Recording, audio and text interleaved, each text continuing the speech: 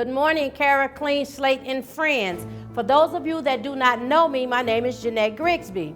And today's topic is name a specific time or event that you learned from a past mistake. What did you learn and how have you applied that today? The mistake that I learned was greed. Being greedy for materialistic things that I knew that I couldn't have, but I felt entitled to those things. And I knew that those were things that I can get away with out here trying to scheme and scam, working in the financial industry, which led me to go to federal prison. Being a street pharmaceutical, selling drugs, I was used to that life. I was used to that fast money, the nice things, the materialistic things. I wanted more. I stopped selling drugs. I went to work in a bank. I started seeing money come through my hands. I started seeing everything, so I knew I wanted more. So instead of going back to jail, I began to do things in the bank that caused me to go to federal prison. I went to federal prison. I did a lot of thinking. I lost a lot. I lost relationships. I had to come home, rebuild relationships with my children. I knew that coming home that I had to get my life back together. Am I ashamed of it? Yes. Did I take accountability of it? Yes. Have I learned from that? Yes, absolutely.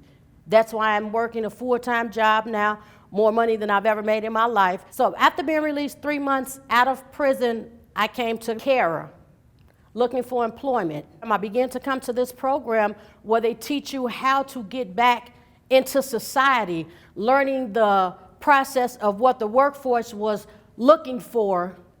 I began to look for employment. I knew I couldn't go back to the financial industry. They had the second chance program for CTA.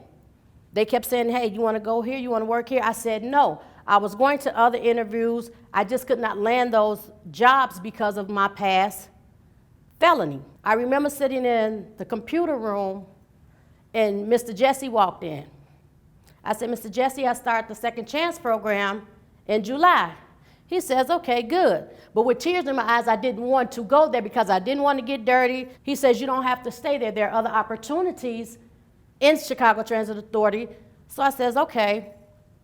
Cara Martin walked in, and she says, you can take all your transferable skills, apply it to what you are doing now. She says, in no time, within a couple of years, you'll be a manager. I joined the second chance program because I knew I wanted more. A coordinator/manager position came up. I applied for that position. I got the position. Here I am now managing second chance participants where I was once sitting. And I am appreciative of Cara and for Chicago Transit Authority for giving people like me the second chance and to right my wrongs. It is so important to have coping skills, a safety net, because there are times when you feel like the life that you used to live, that you want to go back to that life. And that is when you reach out to these people that have brought you this far, that have pushed you, and that are still in your corner when everybody else have left you. You have gained a whole net.